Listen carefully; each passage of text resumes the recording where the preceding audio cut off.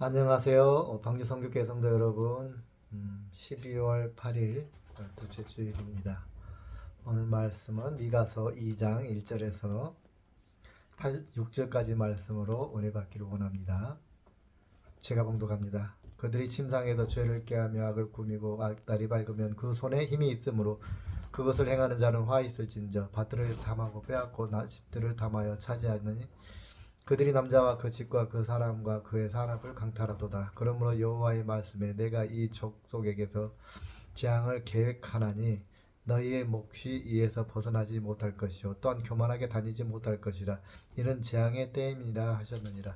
그때 너희를 조롱하는 시를 지으며 슬픈 노래를 불러 이르기를 우리가 온전히 망하게 되었도다. 내가 그 백성의 산업을 옮겨 내게서 떠나게 하시며 우리 밭을 나누어 피역자에게 주시는도다 하리니 그러므로 여호와의 회중에도 분기될 자가 너희 중에 하나도 없으리라. 그들이 말하기를 너희는 예언하지 말라. 이것은 예언할 것이 아니거늘 욕하는 말을 그치지 아니한다 하는도다. 아멘. 미가서는 타락한 이스라엘을 하나님께서 징계하시고 다시 회복시키겠다라는 회개한 뒤에 다시 회복시키겠다라는 하나님의 예언의 말씀입니다. 오늘 말씀에 보면 죄악에 대해서 이야기합니다. 그리고 오늘 말씀을 통해서 저는 두 가지를 생각해 보기를 원합니다. 하나는 도덕적 죄, 삶에서의 죄, 그리고 또 하나는 신앙적 죄에 대해서 한번 생각을 해보기를 원합니다. 물론 이 두 가지의 죄가 서로 분류할 수 있다는 그런 말은 아닌데요. 성격상 우리가 많이 고민을 하죠. 구원과 연관해서 우리는 죄 짓지 않을 수밖에 없는 존재인데 우리는 사회생활 하다 보면 여러 가지 죄를 지을 수도 있고 그러는데 과연 어디까지가 우리가 종수받을 수 있는 죄고 그렇지 못한 죄인가, 우리는 그런 거에 항상 관심이 많습니다. 저는 그런 이야기를 하려는 건 아니고요. 일단 자, 오늘 죄를 두 가지로 제가 분류해서 생각을 해봤는데 도덕적인 죄가 뭘까요? 법을 어기는 죄랄까? 뭐 이런 것을 말하죠. 질투, 욕심, 이런 것들이죠. 용서하지 않는 죄. 오늘 본문에 보면 일단 그 당시에는 1차적인 죄에 대해서 많이 이야기합니다. 남의 것을 빼앗는다. 그런 거 표현에 대해서. 여기서 나오는 죄는 다 탐하고, 우리 말씀을 밭들을 탐하고 빼앗고 집들을 탐하여 차지하니 그들이 남자와 그 집과 사람과 그 산업을 강탈하도다. 2절 말씀 그러죠. 세상적 죄악의 가장 기본적인 죄악은 바로 욕심으로부터 온다라고 말씀하고 계십니다. 이걸 빼앗을 수 있는 사람들은 힘이 있는 사람들이고 이미 살 만큼 사는 사람들이죠. 그런 사람들이 더 욕심을 부려서 남의 걸 빼앗으려고 한다. 힘없는 자들 것을 빼앗으려고 한다. 또 그렇게 죄를 짓고 있다. 그러면서 그거를 정당화시키고 있다라는 것이죠. 자, 신앙적 죄는 뭡니까? 6절 말씀. 그들이 말하기를 너희는 예언하지 말라. 이것은 예언할 것이 아니거든 욕하는 말을 그치지 아니한다 하는도다. 자, 그렇게 행하는 사람들한테 누가 경고를 합니까? 성직자들이 경고를 하죠. 그러죠? 그거는 잘못된 거다. 그렇게 하지 말아라. 그건 범죄다. 이렇게 지적을 하는데 그렇게 예언하는 사람들, 설교하는 사람들을 막는 거예요. 지금 이게는 이스라엘 문화는 정교 안에서, 유대교 안에서 일어나는 일입니다. 우리나라하고 약간 상황이 다르다고 생각할 수 있습니다.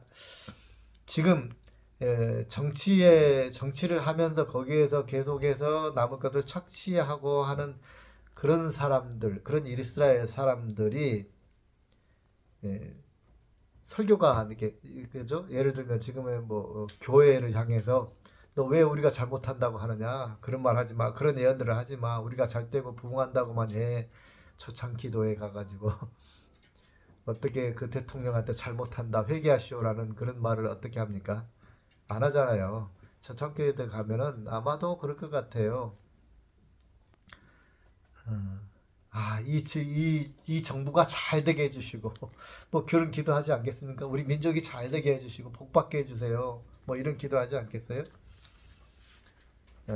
한들 대통령이 회개하시고 뭐 이런 말을 어떻게 못하겠죠. 혹시라도 한다 할지라도 그거는 형식에 불과하지 않을까 그런 생각을 해봅니다. 그러면서 바로 이 말씀이 그런 거죠. 악을 행하는 사람들을 두둔하는 그런 설교만 해. 축복 설교만 해. 복 받는다 설교만 해. 우리 민족이 부자 되는 나라가 돼야 돼. 우리나라는 그런 데만 포커스를 맞춰서 설교도 하고 기도도 하고 교회를 성도들을 이렇게 인도해가라는 것이죠. 죄에 대해서 회개하라. 사회적 죄악에 대해서 지적하고 잘못하게 한다라고 말하고 회개하라고 말하는 것은 그렇게 하는 거는 그 뭐죠? 욕한다 그러잖아요. 욕하는 말을 그치지 아니한다 하거늘 그러죠. 사회적인 범죄에 대해서 지적하고 교계에서 지적하고 하는 사람들에 대해서는 야 니네들 잘못한 거야 그런 말 하지 마 왜 욕하니 그거죠. 부흥하고 잘 된다는 것만을 이야기해라는 것이죠. 예언자 지금 미가서는 철저하게 미가는 하나님의 음성을 듣고 예언하는데 이스라엘이 잘못한 것들에 대해서 지적하면서 회개하라 그런 겁니다. 예수님께서 처음 설파하신 말씀이 뭐죠? 설파하신 복음이 회개하라 천국이 갖고 왔느니라잖아요. 회개하라. 성경에 제가 볼 때 70% 이상이 뭐 더 될 수도 있습니다. 70% 이상이 회개하라입니다. 성경에 보면 성경은 회개하라고 70% 이상이 이야기하는데 우리 목사들은 회개에 대해서 이야기하지 않습니다. 뭐에 대해서 이야기해요? 예수 믿으면 복 받아. 사업 성공해야 돼. 그래서 물질적 헌신 많이 해. 뭐 이런 거죠. 자녀 잘 돼야 돼. 예수 믿으니까 잘 되지? 이런 거예요. 기복적인 신앙을 가르치고 있어요. 기복적인 그런 설교만 하는 사람들은 잘하는 거다라고 이야기하고 기득 세력에 대해서 이로운 설교들, 예언들을 하는 사람들을 그런 예언자들만 남겨두고 그런 사람들을 아주 환호하고 그런다는 거죠. 오늘 본문 읽지 않았습니다. 11절에 보면 뭐죠? 사람이 만일 허망하게 행하여 거짓말로 이르기를 내가 포도주와 독주에 대하여 내게 예언하리라 할 것 같으면 그 사람이 이 백성의 선지자가 되리로다. 유명한 목사가 어떻게 된다고요? 포도주와 독주에 대한 예언을 하면 그 말은 뭐예요? 악한 것에 대해서도 무마시키고 그것이 우리나라의 큰 뭐랄까 복을 이끌어가는 그 세력이다라고 옹호하게 된다면 그러죠. 옹호하는 세력을 말하는 거잖아요. 그죠? 예, 악이라고 말하지 않고 악에 대해서도 이권을 생각하면서 옹호하는 그런 종교 지도자들에게 대해서 그런 목사, 그런 교회에 대해서 지금 경고하는 말씀입니다. 너네들 그럴 거다. 세상에서는 사회 권력과 결탁하고 그거를 옹호하는 교회들이 많이 있는데 그런 사람들을 진짜 우리 선지자라고 이야기한다는 거예요. 하나님 말씀대로 정직하고 하나님 말씀대로 설교하는 죄에 대해서 회개하라 설교하는 사람들 그런 교회들은 부흥을 못해요. 그게 이 시대뿐만이 아니라 이스라엘 시대에도 그랬다 그 말입니다. 항상 그럴 거예요. 말세가 올 때까지 그럴 거예요. 그래서 하나님께서 그러죠. 쓰임 받다가 버림받은 자가 있다 그랬고 예수님이요. 그리고 구원받을 자는 아주 극소수다라고 말씀하셨잖아요. 상징적으로 18만 8천 명이라고 이야기했는데 그 상징적인 숫자이고 어쨌든 극소수만이 정말 하나님의 진리를 따르는 자만이 구원받는다라고 말씀하셨습니다. 자, 그래서 하나님께서 지금 미가를 통해서 이스라엘에게 죄를 회개하라. 그렇지 않으면 멸망할 것이다. 라고 지금 경고하십니다. 물론 뒤에 보면 그러나 내가 남은 자를 통해서 다시 구원할 것이다. 라고 말씀하지만 그건 미래의 이제 예언이고요. 오늘 본 말씀에서는 내가 징계할 것이다. 회개하지 않으면 징계할 것이다. 이게 핵심이에요. 핵심 논리예요. 핵심 메시지예요. 그런데 징계하는데 과연 어떻게 징계할 것이냐라는 거예요. 4절 말씀에 하반절에 보면 그가 내 백성의 산업을 옮겨 내게서 떠나게 하시며 우리 밭을 나누어 패역자에게 주시는도다 하리니 그랬죠. 패역자 누구죠? 지금 이스라엘 백성에 있어서 패역자는 바로 아수르예요. 역사적으로 그 뒤에 하나님께서 아수르를 세우셔서 이스라엘을 정복하게 멸망하게 하셨잖아요. 누가 하셨어요? 하나님이 하셨어요. 우리는 그렇게 생각합니다. 그런 일을 하나님이 하셨을 리가 없어. 어떻게 우리 원수의 손에다 넘겨주는가? 그러나 시편이나 뭐 구약을 보면요, 하나님의 우리를 들어서 원수의 손에다 넘겨주시렵니까? 막 이런 게 많아요. 우리는 그래요. 우리가 생각할 때 여러분의 주변에 일어나는 일들을 가만히 생각해 봅시다. 누가 여러분들 힘들게 하고 괴롭게 하고 누가 배신을 하나요? 여기 패역자, 배신자라는 의미가 있죠. 배신자. 가장 믿었던 사람이 나를 힘들게 하고 어렵게 한 때가 있어요. 그러면 우리는 누구를 원망합니까? 나를 배신한 그 사람을 원망을 하죠. 세상에 어떻게 그 사람이 그럴 수가 있어? 라고. 근데 하나님께서 행하시는, 우리를 징계하시는 방법이 바로 그 방법이에요. 나하고 가장 친했던 사람에게, 근데 나를 배신한 그 사람에게, 그 사람을 통해서, 또는 내 주변의 다른 나라를 통해서 내가 억울하다라고 생각하는 그 상대를 하나님께서 들으셔서 나를 치신다는 거예요. 꼭 기억하시기 바랍니다. 여기서 핵심은 내가 억울하다라고 하는 것, 그거예요. 내가 억울하다라고. 근데 왜 하나님께서 내가 억울하다고 생각하게 만드실까라는 거예요. 하나님이 공의로우시고 네가 억울하다고 생각하는 그 속에 이미 죄악으로 가득 차 있기 때문에 죄를 지었다는 거죠. 내가 그 순간에 회개할 수 있는 사람이라고 한다면 하나님께서 거기까지 손을 들으셨을까? 그러잖아요. 하나님께서 사돈과 고모를 멸망하실 때 의인 몇 명? 5명까지 내려갔잖아요. 이렇게. 그것도 없는 거예요. 의인이. 그 의인 5명이 소돔과 고모라에 없는 거예요. 그게 멸망받았잖아요. 성도 여러분 기억하시기 바랍니다. 의인, 내 속에 의로운 마음이 없다 그겁니다.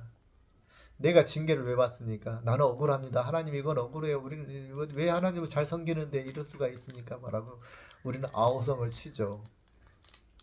그리고 기도할 때 나만 축복해 주세요. 나는 축복해 주세요. 어떻게 나를 이렇게 하실 수가 있습니까? 하나님 원망합니다. 그러나 주님은 분명하게 말씀하십니다. 내가 너를 들어 내 이웃에게 준다는 것이죠. 하나님께서 나를 징계하실 때 나 가장 가까이 있는 사람들을 통해서 징계하시고 나를 억울함에 처하게 하신다는 것이죠. 여러분 여러분이 억울하다고 생각할 때 주님 앞에 십자가를 바라보시기 바랍니다. 도저히 이건 있을 수 없는 일이라고 생각할 때 우리는 십자가 앞에 엎드려야 됩니다. 주님 그랬을 때 주님께서 우리를 다시 회복시키실 것이기 때문입니다. 지금 우리나라 정세가 매우 어렵습니다.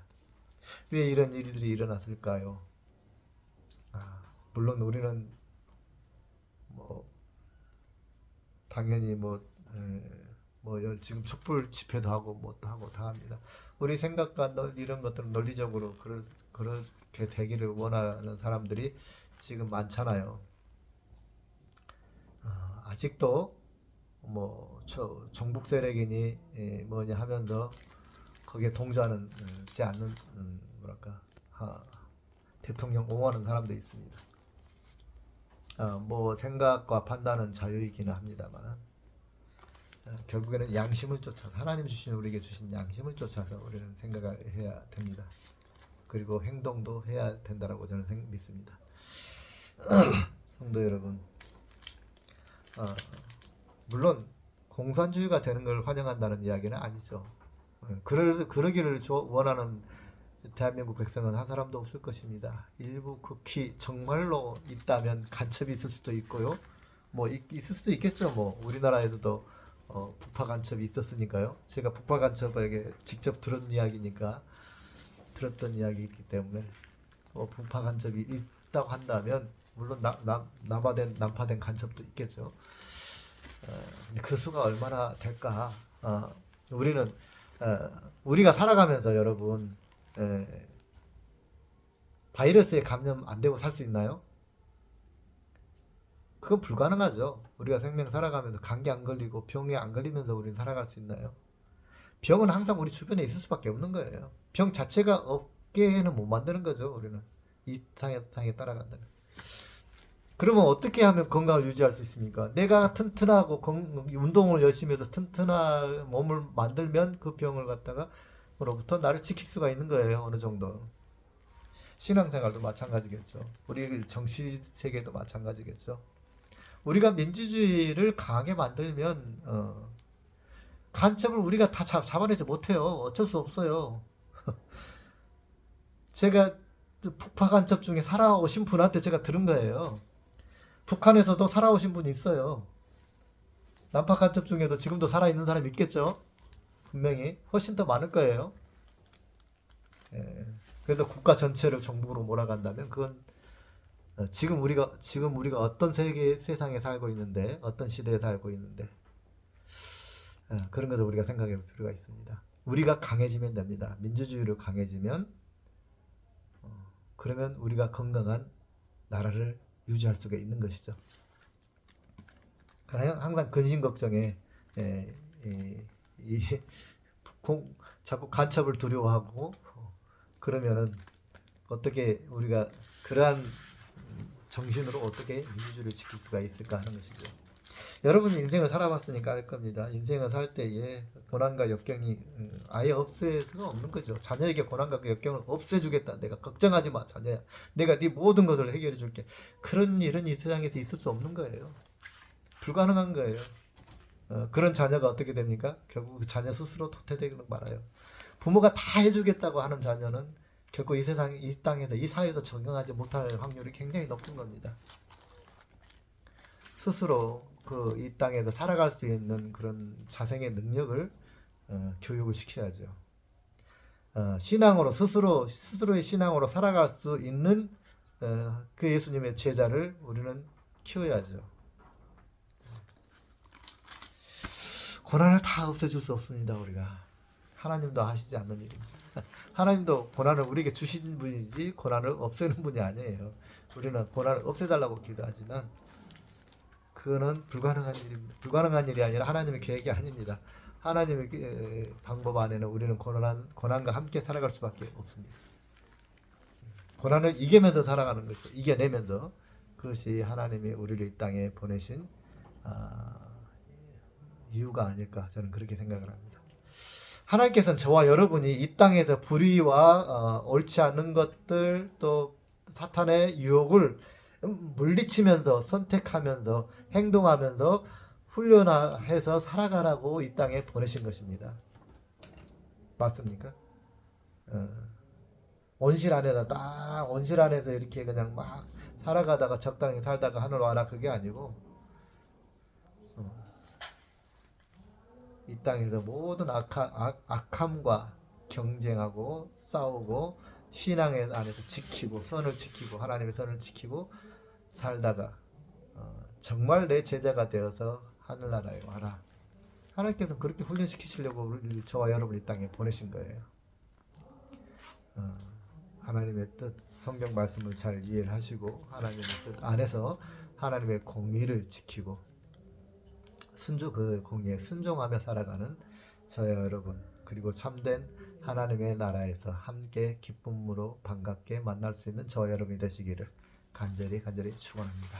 아멘. 기도하겠습니다. 영광의 주님 감사합니다. 오늘도 하나님 말씀을 통해서 하나님의 징계와 우리 회개에 대해서 묵상해 보았습니다. 주님, 오늘 묵상한 일들이 속에서 정말 우리가 어떻게 하나님 앞에 어려움을 극복하며 살아가야 될지를 배우게 하여 주시옵시고 실천하게 하여 주시옵소서. 이제는 우리 주 예수 그리스도의 은혜와 하나님 아버지의 무한하신 사랑과 성령님의 교통하심이 끊임없는 불협화음 속에서 악함 속에서 하나님의 진리를 쫓아 행동하며 살아갈 수 있는 아버지의 자녀들이기를 원하는 사랑하는 제자들 머리 위에 이제부터 영원히 함께 하시기를 간절히 축원하옵나이다. 아멘. 한 주간도 주 안에서 승리하시기 바랍니다.